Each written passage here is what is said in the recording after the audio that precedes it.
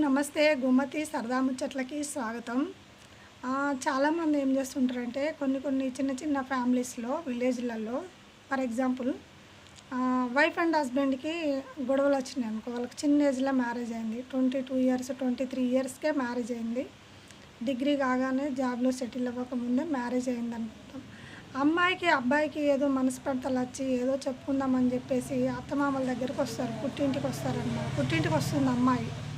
వచ్చినప్పుడు ఏం చేస్తారంటే, అమ్మాయి తప్పున్నా లేకపోయినా అల్లుడి సైడు గుడ్డిగా మాట్లాడేస్తుంటారు. కానీ వాడికి ఏమైతదంటే అలసైపోతామన్నమాట మనం. మేమేం మాట్లాడినా అత్తమామలు నాకే జై అంటున్నారని చెప్పేసి ఆడు ఓవర్ చేస్తాడు మళ్ళీ ఇంకొకసారికి.